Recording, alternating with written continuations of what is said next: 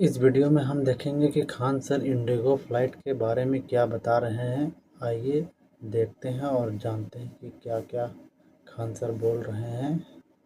हिंद देखिए, अभी जो एयरपोर्ट पे जो क्राइसिस देखने को मिल रही है, जिसमें खास तौर पे इंडिगो की 2000 से ज्यादा फ्लाइट अब तक कैंसिल हो चुकी है। पूरे एयरपोर्ट पर इसको लेके अफरा तफरी मचा हुआ है और इसके पीछे क्या कारण है इसको हम लोग समझते हैं। और डीजीसीए ने ऐसा कौन सा रूल ले दिया था, कौन सा लिमिटेशन रूल ला दिया जिसकी वजह से ये प्रॉब्लम हुआ, और इंडिगो को ही ये क्यों फेस करना पड़ा। स्पाइस जेट है, आकाशा है, एयर इंडिया है, एयर इंडिया एक्सप्रेस है, इन फ्लाइटों को क्यों नहीं ऐसी दिक्कत आई, या फिर इंटरनेशनल फ्लाइट क्यों नहीं बाधित हुई, डोमेस्टिक में भी वो भी इंडिगो ही क्यों बाधित हुई, उसको समझते हैं।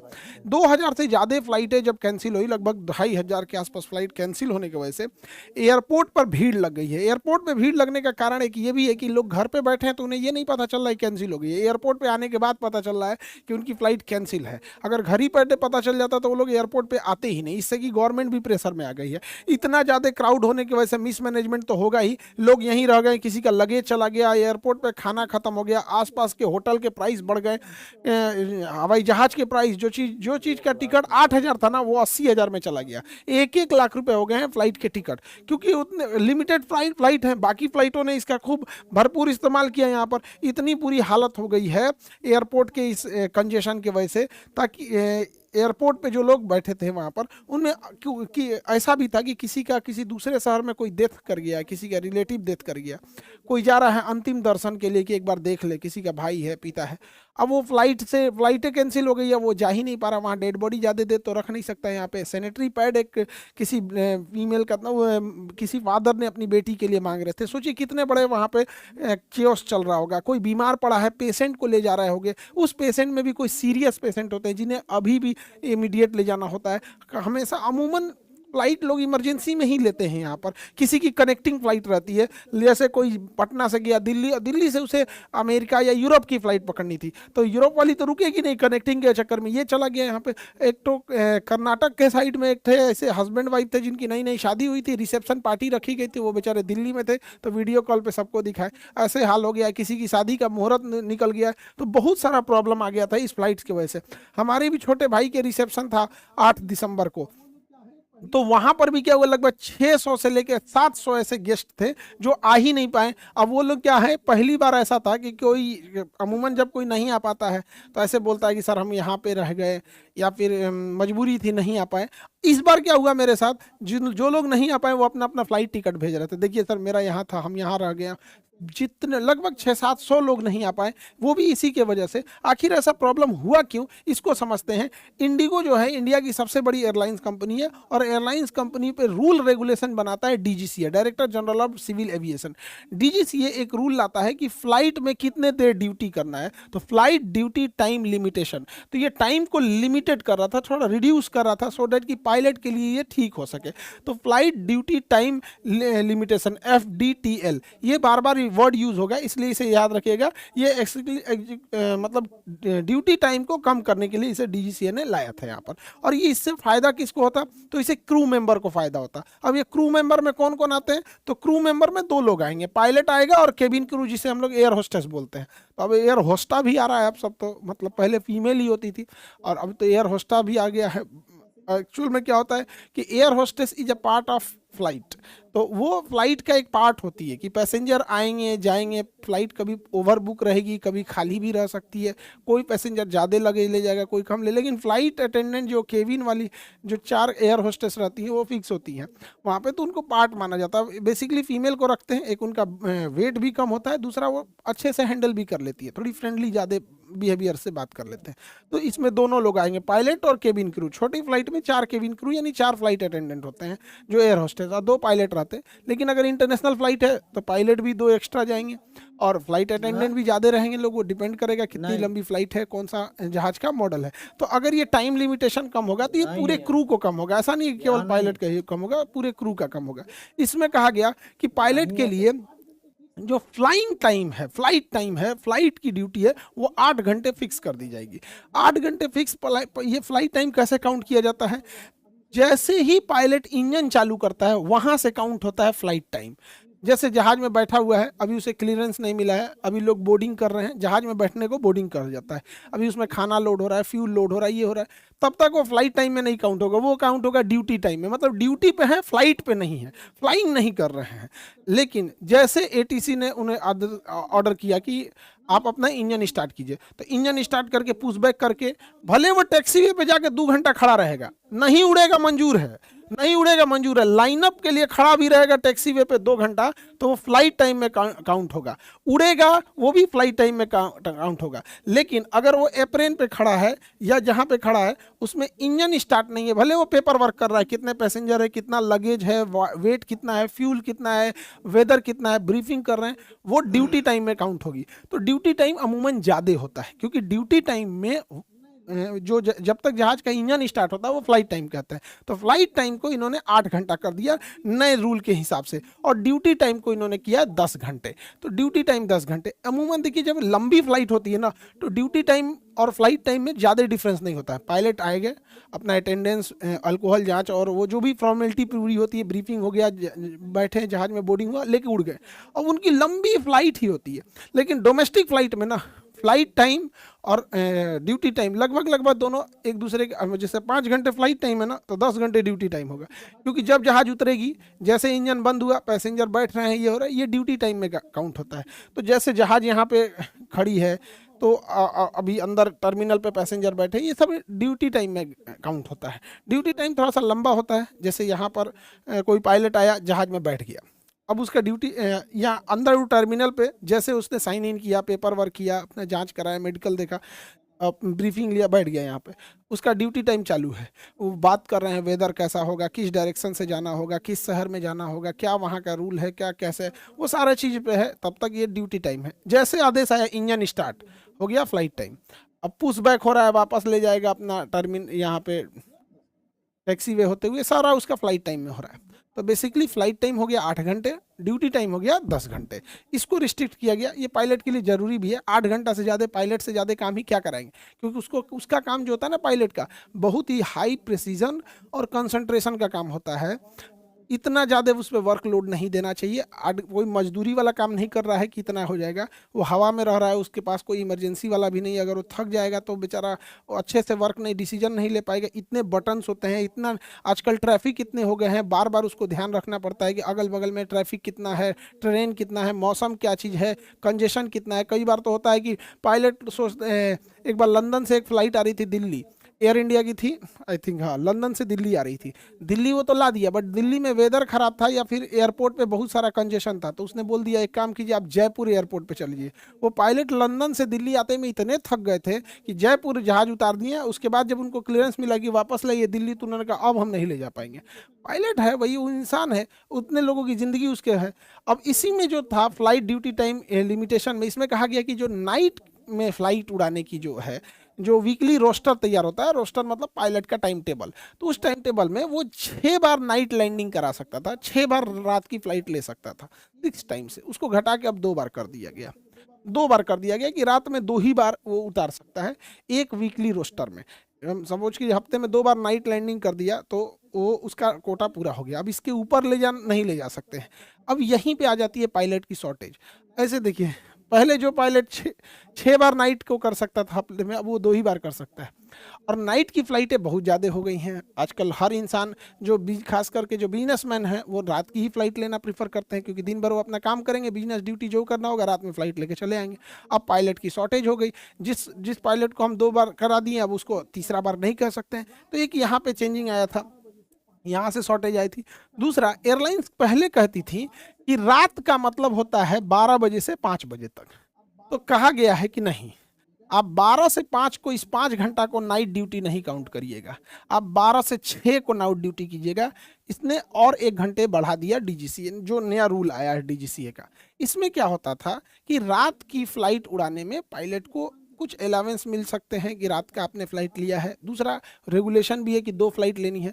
अब जैसे मान के चलिए कि डीजीसीए ने कहा कि आप रात में 2 ही नाइट लैंडिंग करा सकते हैं, ठीक है। तो जहाज वाले क्या कहेंगे सब कि अपना फ्लाइट रखेंगे 5:05 पे, जैसे 5:05 पर रखेगा वो नाइट काउंटे नहीं होगा, वो 5 मिनट की वजह से आगे कर देगा, नाइट काउंट कहाँ होगा, अभी कहाँ तो दिन में आए हो तुम यहाँ पे। तो डीजीसी ने कहा ना ना ना कंप्लीट 6 बजे तक नाइट माना जाएगा, यानी पूरा ये हाफ साइकिल नाइट में कंसीडर होगा यहाँ पे।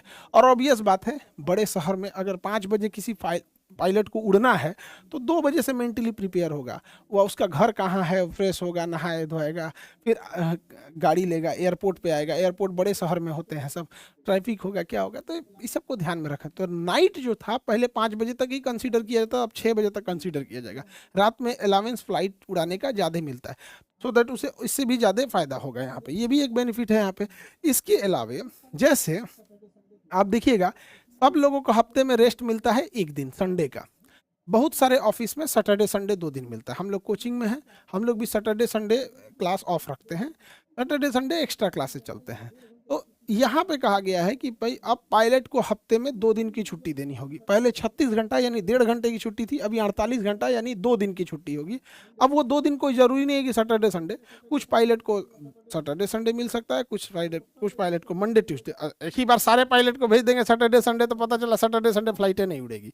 वो रोस्टर बाई रोस्टर बांट दिया जाएगा कि किसको कितनी फ्लाइट उड़ानी है। साथ में एक और कहा गया है कि जो रेस्ट का 2 दिन है वो अलग काउंट होता है और लीव का 2 दिन अलग काउंट होता है। सपोज कीजिए कि पायलट फटीक मतलब बीमार पड़ गया, अब वो रेस्ट किया है 48 घंटा अलग है, बीमार पड़ गया, थकान हो गया, उसका सर दर्द कर रहा है, कुछ भी प्रॉब्लम है, तो वो उसने कह दिया कि भैया हम 2 दिन नहीं आएंगे, तो ये 2 दिन उसका छुट्टी में है। अब वो कह दिया कि भैया अब हम 2 दिन नहीं आएंगे। सपोज कीजिए कि उसने कहा कि 2 दिन नहीं आएंगे, तो थर्सडे फ्राइडे उसने कह दिया कि हम 2 दिन नहीं आएंगे, तो कंपनी कहेगी कि ठीक है सैटरडे संडे आओ। तो कई बार ऐसा क्या होता है कि किसी पायलट का सपोज कीजिए कि सैटरडे संडे ऑफ दिया गया है, उसका रेस्ट टाइम दिया गया है, और उसने क्या किया थर्सडे फ्राइडे छुट्टी ले लिया फटीक होने की वजह से। तो ऐसा कंपनी नहीं कह सकती कि भैया तुमने तो 2 दिन छुट्टी ले ही लिया, अब तुम अपने रेस्ट वाले टाइम पे भी आ जाओ क्योंकि पायलट की कमी है। ऐसा नहीं होगा, जो उसका रेस्ट वाला टाइम है वो रेस्ट वाला ही टाइम रहेगा, उसमें वो बीमार है या नहीं है। अगर वो बीमार है, फटीक है, थका हुआ है, एक्स्ट्रा छुट्टी लेता है तो उसे एक्स्ट्रा छुट्टी लिया जाएगा, कंपनी डिसाइड करे उसकी सैलरी से काटना है या उसके सीएल से काटना है यहाँ पे, बट उससे दोनों में ओवरलैप नहीं किया जाएगा। दूसरा, हर कंपनी को डीजीसीए को अपने अपने पायलट के फटीक रिपोर्ट देनी होंगे, यानी थकान, बीमार पड़ा, उसका रिपोर्ट देना होगा हर मंथली कि कौन पायलट कितना बीमार पड़ा। एक अमूमन रिपोर्ट के अनुसार 15% ऐसे पायलट हैं जो अभी हवा में उड़ रहे हैं लेकिन वो शरीर से इतने थके हुए हैं, मानसिकता से इतने थके हुए हैं बेचारे कि वो उड़ाने की स्थिति में नहीं है। यानी ये सारा नियम आया था पायलट को ध्यान में रखते हुए। पायलट एसोसिएशन इसकी बहुत लंबे समय से मांग कर रहा था। इसको कोर्ट के कहने पर लागू किया गया। टोटल 22 प्रावधान थे, 22 प्रावधान में से 15 प्रावधानों को जुलाई में लागू किया गया। तो 22 में से 15 को जुलाई में लागू किया गया। जो ज़्यादा टफ थे 7 प्रावधान जो थे उसे नवंबर में लागू किया गया। जैसे ही नवंबर में लागू हुआ, नाइट ड्यूटी वाला यहाँ पर पूरा केओस क्रिएट हो गया, पूरा तरह से अस्त व्यस्त हो गया यहाँ पर। अब देखते हैं गवर्नमेंट का क्या कहना है। गवर्नमेंट परेशान हो गई। गवर्नमेंट से इंडिगो कह रही थी कि हमें फरवरी तक का टाइम दे दीजिए, फरवरी तक का टाइम दे दीजिए। गवर्नमेंट डीजीसीए ने कहा नहीं, एकदम स्ट्रिक्ट है, हम आपको टाइम नहीं देंगे। इंडिगो ने छोड़ दिया, जा अब टाइम कैसे नहीं दीजिएगा। अभी मजबूरी में हमारे एविएशन मिनिस्टर ने फरवरी तक का एक्सटेंशन दे दिया, मजबूरी में दे दिया फरवरी तक का इंडिगो के आगे। अच्छा, कई लोग का कहना है कि मतलब एक ये भी है कि इंडिगो ज़बरदस्ती कर रहा है। तो भैया तो एयर इंडिया से कहो कि भैया तुम क्या अपना फ्लाइट कर बढ़ा दिए हो, क्योंकि इंडिगो एयर इंडिया मिल के 90% जहाज उड़ाते हैं, इन्हीं दोनों के पास है। 65% तो इंडिगो के पास है, तो बाकी बचा लगभग जो 20-22% जो भी बचता है वो एयर इंडिया के पास है। तो एयर इंडिया अपना कहा है 15,000 का टिकट कर दिया 1 लाख रुपया, उसको भी करो। खाली इंडिगो पे देख रहे हो, इसको भी कहा नहीं प्राइस कैप लगाते हैं यहाँ पे, जितना मन उतना ले लेंगे लोग, जबरदस्ती है। और रिफंड पॉलिसी कोई मतलब नहीं। भाई दी आपका फ्लाइट छूट गया, 2 घंटा पहले आप चिल्लाते रहिए भैया मेरा हमको नहीं जाना है, पैसा वापस कर, नहीं करते हैं सब यहाँ पर। भाई अगर किसी ने टिकट बुक किया है और वो टाइम रहते हुए 5 घंटा पहले कह दिया कि हम अब इसे कैंसिल करते हैं, तो आप उसके पैसे को होल्ड कर लीजिए। अगर उसका कैंसिल किया हुआ टिकट बिक जाता है तो इसका रिफंड कर दीजिए, नहीं बिकता है तब आप काट लीजिए। नहीं, सबका जबरदस्ती है, ना ना ना हम नहीं देंगे। यहाँ पे बहुत जबरदस्ती है इन सब का भी, बहुत ज़्यादा। तो एक तो एयर इंडिया मजबूरी का फ़ायदा उठा रहा है, और इंडिगो पे कई आदमी का ये है कि इंडिगो मनमानी कर रही है, तो इंडिगो मोनोपोली कर रही है। ये भी एक नैरेटिव चल रहा है यहाँ पर। देखिए, कोई कंपनी जो इतनी बड़ी कंपनी है इतना बड़ा अपना छवि खराब नहीं करेगी। तो कभी ना कभी जो नियम बनाने वाले लोग हैं उन्हें भी एक बार धरातल पे आने के बाद नियम बना के देखना चाहिए कि वो जमीन पे पर लागू हो पाते हैं कि नहीं लागू हो पाते हैं। कई बार ऐसे नियम बन जाते हैं जिसको जमीन पे लागू करना बड़ा मुश्किल हो जाता है। तो एक बार एयरलाइंस कंपनियों को भी और पायलट्स को भी, दोनों को बैलेंस लेके चलना है। एयरलाइंस कंपनियों के का कहना है कि देखिए, हम लोग के पास मजबूरी क्या है कि ये लोग पायलट ले आते हैं, लो कॉस्ट फ्लाइंग उड़ाते हैं। इनके पास कोई पायलट 10 साल 15 साल जब ड्यूटी कर लेता है, अच्छा एक्सपीरियंस हो जाता है, तो ये कंपनी सोचती है कि चलो उस एक्सपीरियंस पायलट के अंदर में दूसरे पायलट को ट्रेंड कर देंगे यहाँ पे। तब तक कोई अमेरिका की कंपनी आएगी, चाइना की कंपनी आएगी, यूरोप की कंपनी आएगी, उनके पास डॉलर है, डॉलर महंगा है, उनको क्या है, उनके पास डॉलर है, वो कहेंगे आओ हम तुमको 5 लाख की जगह 8 लाख देंगे। उनके लिए सस्ता है क्योंकि उनका डॉलर महंगा है यहाँ पे। अब यहाँ से चला जाएगा। तो एक बार कभी इन एयरलाइंस वाले का भी सोचा जाता है, उनको भी चलाने की जिम्मेदारी है। और इंडिगो ही वो कंपनी थी जिसने, आज भी इंडिगो का किराया बाकियों से सबसे सस्ता है। वो ना खाना देता है, ना कोई फैसिलिटी देता है। उसका कहना है कि हम भैया एक जगह से दूसरी जगह ले जाने, और सबसे जल्दी दूर दूर तक कनेक्टिविटी भी इंडिगो ही देता है। तो एक बार जब भी कोई डिसीजन बनता है ना, वैसे बनाना चाहिए। ऐसे देखिए, मुखर्जी नगर से डिसीजन बना के सारा कोचिंग खाली करा दिया।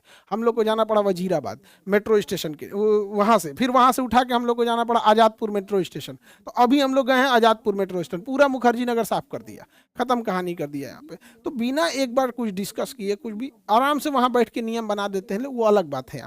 तो अगर यही नियम इंडिगो कंपनी, ये जितने भी कंपनी हैं उनके साथ, पायलट के साथ ऐसा नहीं है। अगर वो मान के चलिए 3 मंथ का एक्सटेंशन मांग रहे थे, दे देना चाहिए। अभी दे दिए ना, मजबूरी में हो गया। ये दिखने लगा मोनोपोली क्या होती है। और कई आदमी का कहना है कि एयर इंडिया रहता है, सरकार इंटरनेशनल सिविल एविएशन ऑर्गेनाइजेशन के हिसाब से अपने आप को बना रही है, जिसे आईकाओ कहते हैं, कि इंटरनेशनल स्टैंडर्ड के हिसाब से इंडिया का लेवल बनेगा। वाह, ये डीजीसीए का कहना है कि भारत को इंटरनेशनल स्टैंडर्ड। जब एयर इंडिया सरकार का था तो ये ख्याल नहीं आया था कि इंटरनेशनल बनाए। एयर इंडिया को तो बर्बाद कर दिया गया, इंटरनेशनल कौन चाहिए, तो लोकल लायक नहीं बच गया था। तो बात हुआ कि दूसरे के खेत में पंचायती करने निकल दिए हैं। अरे एयर इंडिया को बर्बाद कर दिए लोग, कहाँ गए थे लोग यहाँ पे। 2012 से एयर इंडिया का एक जहाज खड़ा था कलकत्ता एयरपोर्ट पे, तब एयर इंडिया सरकारी हुआ करती थी। 2012 से था, 14 साल बाद, 15 साल बाद कलकत्ता एयरपोर्ट एयर इंडिया को कहा कि आपका एक जहाज पड़ा है, उसका पहले भाड़ा दे दीजिए, इतना देर स्टैंड में रखे थे, और इसको ले जाइए। तो एयर इंडिया अब तो सरकारी से टाटा की हो गई। वो खोजा पुराना फाइल तो पता चला ओहो यहाँ पार्किंग में खड़ा है, दूसरा इसका एक जहाज खड़ा है। तो जब सरकार का रहता है तो स्टैंडर्ड नहीं, आप थोड़ा स्टैंडर्ड करके देखिए इंटरनेशनल स्टैंडर्ड के हिसाब से रेलवे को, नहीं वहाँ नहीं। हाँ, जो प्राइवेट हैं, जो अपना चला रहे हैं, उनको हम नियम सिखाएंगे। यहाँ पर प्राइवेट स्कूल पे नियम आएगा, प्राइवेट सारी चीज़ों पे आएगा। यानी सरकारी पे नियम ला के देखिए, स्कूल चलियो रहा है कि नहीं चल रहा है, ढह जाएगा स्कूल का बिल्डिंग। लेकिन ना, प्राइवेट कोचिंग है, प्राइवेट इंस्टीट्यूट है, 8 को दरवाजा होना चाहिए, छत की ऊंचाई इतनी होनी चाहिए, हवा इधर से आना चाहिए। सरकारी स्कूल में बिल्डिंगें ढह गया है यहाँ पे। तो बनाओ इंटरनेशनल स्टैंडर्ड का, दूसरे के में उसमें स्टैंडर्ड इंटरनेशनल बनाएंगे। इनको खाली मोनोपोली इंडिगो का दिख रहा है, थोड़ा इंटरनेशनल मोनोपोली देखिए। आज कोई कंप्यूटर यूज करते हैं, या तो विंडोज होते होंगे, या तो फिर उसका अंदर ये आपका मैक सॉफ्टवेयर लगा होगा। आप कोई मोबाइल यूज करते होंगे, आप भी यहाँ मोनोपोली में, या तो एंड्रॉइड यूज करते होंगे, या तो फिर आप iOS यूज करते होंगे। अभी कुछ दिन पहले हम बनाए थे कि गूगल चाहेगा तो घुटने पे ला सकता था। अरे गूगल का तो 1% इंडिगो नहीं था, ला दिया सरकार को, पूरी इंडिया में केओस ला दिया कि नहीं ला दिया।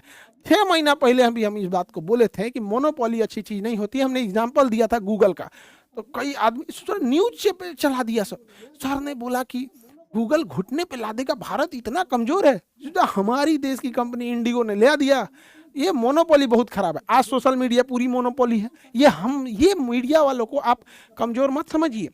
ये आपके बिहेवियर को जानते हैं कि कौन सा इंसान किस पार्टी को पसंद कर रहा है, कौन सा इंसान किस विचारधारा को है, क्योंकि आप उस पार्टी को लाइक डिसलाइक, उसके वीडियोस को पूरा देखना, एल्गोरिथम से पूरा पता, ये आपका पूरा बिहेवियर जान रहा है सर। तो ये तो इंटरनेशनल मोनोपोली है। इंडियन मोनोपोली में आके देखिए ना, आज टेलीकॉम में ये तीनों है सब।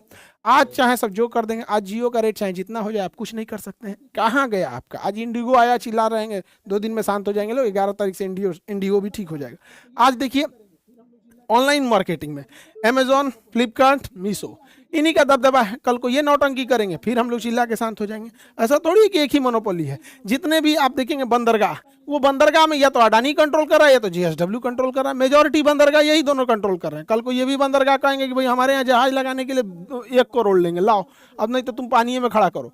अब जैसे एयरपोर्ट है, एयरपोर्ट को या तो अडानी कंट्रोल कर रहा है या तो जीएमआर। जितने बड़े एयरपोर्ट है या तो अडानी के पास है या तो जीएमआर के पास है। जैसे दिल्ली एयरपोर्ट जीएमआर के पास है, अडानी, मुंबई एयरपोर्ट अडानी के पास है। इन सब का भी अलग है, सब अपने अपने एक भाई, ये इन लोग का भी, इनके भी मोनोपोली पे कोई ध्यान नहीं दे रही। ये वही जीएमआर ग्रुप है जिसने 20 सालों तक नोएडा इंटरनेशनल एयरपोर्ट नहीं बनने दिया। कहाँ गए थे ये लोग? यहाँ पे खाली इन लोग को इंडिगो का दिख रहा है। पेंट में देखिए ना, या तो आपके पास एशियन पेंट होगा या तो बर्जर होगा। अभी ये 2 ठो का मोनोपोली है। जिस दिन ये बैठाएगा सब बैठ जाएगा। ये दोनों आपस में बैठ के कहते थे हम दोनों रेट बढ़ा लेते हैं, 2 रुपया के आगे पीछे रखेंगे। तो कैसे? एयरटेल, जियो सब अपना रेट आगे बढ़ाते रहते हैं शांति से। कंपटीशन काउंसिल ऑफ इंडिया बैठ के झाल बजा रहा है यहाँ, इसको अभी तक बुझा नहीं रहा है। सीमेंट कंपनी में आइए देखते हैं, सीमेंट कंपनी में यहाँ पे अडानी सीमेंट में एंट्री कर दिया है, बड़े शेयर खरीद लिया है एसीसी वगैरह हर जगह के सीमेंट में। और एक बिरला कंपनी का अल्ट्राटेक, इधर सीमेंट में मार चल रहा है। लोहे में देखिएगा तो जिंदल, टाटा, जेएसडब्ल्यू, लो मोनोपोली एकदम यहाँ पे। ये लोग करोड़ों कमाता है, मुनाफा इतना लेगा, अब बाद में कहेगा हमने 5 करोड़ दान दिया। अरे यार तुम इतना मुनाफा खाता का है कि इतना करोड़ों में दान देना पड़ता है। अब तो वही बात हो गया, हम समोसा बेचेंगे 200 रुपया का एगो, अब बाद में 5 रुपया किसी को दान दे देंगे। समोसे सस्ता कर दो। हम लोग भी पढ़ाने आए थे, वही होता कि 2 लाख रुपया फीस लेते हैं और बच्चों को बैठा के चाय नाश्ता कराते। कुछ नहीं कराते हम लोग चाय नाश्ता, हाँ 2 लाख रुपया फीस नहीं लेते हैं और ना किसी को लेने देते हैं। आज भी सबसे सस्ता करा दिए और करते भी इस चीज़ को। तो ये कंपटीशन काउंसिल ऑफ इंडिया को देखना है, उसको तो पता नहीं है कि काम क्या है उसका यहाँ पे। अब देखिए ओला, उबर और रैपिडो, इनका कब रेट बढ़ेगा कब रेट घटेगा आपको कुछ नहीं पता। ड्राइवर परेशान, कस्टमर परेशान, जाइएगा इमरजेंसी में कैंसिल मार के भाग जाएगा, फिर आप ही को ब्लॉक मार देगा। यही आप ऑनलाइन टिकट बुक कीजिए, ये 2 ठो घूम रहा होगा सब, यही आपको मिलने होगा make my trip, go I be go. या वैसे ही आप खाना ऑर्डर कीजिए, स्विगी, जोमेटो, एक के बार में मंगाइए तुरंत। बिग बास्केट, ब्लिंकिट, जेप्टो, यही सब चल रहा है सब। तो हमारे यहाँ जब कोई घटना हो जाती है, ओ माय गॉड इंडिगो का मोनोपोली, मोनोपोली। अभी तक नहीं दिख रहा था मोनोपोली, अभी भी नहीं दिख रहा। ये काम एक देश के सामान्य नागरिक का नहीं है, वो अपना परिवार चलाने में, पढ़ने में, समाज दायित्व तो देखने में व्यस्त है। ये काम गवर्नमेंट के कंपटीशन काउंसिल ऑफ इंडिया का था, सीसीआई को देखना है यहाँ पे ये सब चीज़ों को, उसको बुझाइए नहीं रहा है। हम लोग क्या कर सकते हैं इसमें? अब पाकिस्तान की देखिए हवाई जहाज की बात आई तो बाला की भी चर्चा कर देते हैं। ये गया आईएमएफ से लोन मांगने के लिए, तो आईएमएफ से कहा कि हमको पैसा चाहिए, हमको कर्जा उतारना है। तो आईएमएफ ने कहा एक काम करो, पहले तुम तो एकदम बर्बाद हो रहे हो, तुम्हारा एक एयरलाइंस है पाकिस्तान इंटरनेशनल एयरलाइन PIA, तो कहा कि PIA जहाज जो है PIA इसको बेच दो, इसको बेच दो, बिना मतलब का तुम्हारा फायदा नहीं हो रहा है, इसमें आधे पायलट फर्जी हैं सब और कोई इसमें बैठना नहीं चाह रहा है। जैसे सरकार का एयर इंडिया घाटा में चल रहा था तो एयर इंडिया ने बुलाया, कौन खरीदेगा इसको? टाटा खरीद के लेके चला गया। फायदा मुनाफा टाटा समझे, सरकार को एक मुश्त किराया पैसा मिल गया। इस जहाज को बेचने की, पूरी एयरलाइंस को बेचने की बात थी। तो इसमें ना हाई मोनिरवा का कंपनी भी आके बोली लगाया था, फौजी फर्टिलाइजर कंपनी लिमिटेड, हाई मोनिरवा ई पहलगाम हमला कराने वाला, ई चोट्टा, ऐसा हम लोग यहाँ ना बैंड पार्टी में आता है सब। दुकाई तो थरिया लोटा लगे, कौन लड़ाई लड़ा है रे तू, आज तो कहीं कुल टांग ले है। 1971 तुम्हारा याद है 93,000 सैनिक सरेंडर किया था, तो हमको लगता है सबके याद में लगाया है, वही दुका टंगले है तो ये लगाया। तो इन देश की हम तुलना तो नहीं न कर सकते हैं, हमें तुलना करनी चाहिए। चाइना आज इतना आगे क्यों चला गया? चाइना ने हमेशा से अपना कंपटीशन अमेरिका से कहा, उसने कहा कि हमारी navy, air force, technology, education, health sector, हर चीज़ अमेरिका के लेवल का होना चाहिए। आज अमेरिका के लेवल का हो गया, हमने क्या किया, हमारा लेवल पाकिस्तान से होना चाहिए, उसी से लड़ेंगे। हम भी हो गए इस समय, तो चौपट करके रख दिए। तो गवर्नमेंट की जिम्मेदारी है, ओवरऑल कहना यह है कि इंडिगो कंपनियों का भी ध्यान रखना है, पैसेंजर का भी ध्यान रखना है और पायलट का भी ध्यान रखना है। आप कभी भी एक तरफा इसे ले लेंगे तो वही मोनोपोली हो जाती है जहाँ पे। और रही बात आगे, तो अब बैच का देखते हैं हम लोग यहाँ पर। बीपीएससी का इंटरव्यू का 15 दिसंबर से होगा। जितने लोग इंटरव्यू में बैठेंगे सारे लोग PCS बोर्ड में बैठ के इंटरव्यू लिए, ये रिटायर्ड मेंबर हैं, ऐसा नहीं कि क्वालिटी से कोई समझौता। तो इसमें आएंगे, हाँ इनरोल हो जाएंगे लोग, जैसे रिजल्ट आएगा तुरंत, ताकि पैसे नहीं लगें आप लोगों से, फिर सीट बढ़ जाएगी तो चार्जेबल हो जाता है। इसके अलावा UPSC के 72 BPSC के बैच आ रहे हैं, इनमें इनरोल हो जाएंगे। और UPSC के लिए वो फाउंडेशन बैच भी है, ऑनलाइन ले सकते हैं, 10,000 का है। क्रैश कोर्स करना है, बहुत सारे बच्चों के पास इतने भी पैसे नहीं होते थे यूपीएससी के लिए, तो पूरा क्रैश कोर्स वो पढ़ सकते हैं महज 2999 यानी लगभग 3000 में एकदम यहाँ पे। ये थोड़ा सा लंबा बैच है, आह्वान बैच, ये 3 साल का प्रोग्राम होता है। जिन बच्चों ने अभी इंटरमीडिएट क्रॉस किया है, ग्रेजुएशन फर्स्ट ईयर या सेकेंड ईयर में है, उनके लिए आह्वान बैच होता है। ये लंबा पढ़ाई चलता है यहाँ पे। और ये सीसेट के बैच, जिसको जिस बैच में प्रॉब्लम होगा उसमें इनरोल हो जाएंगे। आगे नेक्स्ट क्लास में मिलेंगे, उसमें हम समझेंगे कि पुतिन जो आए थे, तो पुतिन के आने से हम लोगों ने कौन से हवाई जहाज का अगर समझौता कर लेते हैं तो भारत को एयरबस और बोइंग जैसे जहाज़ों में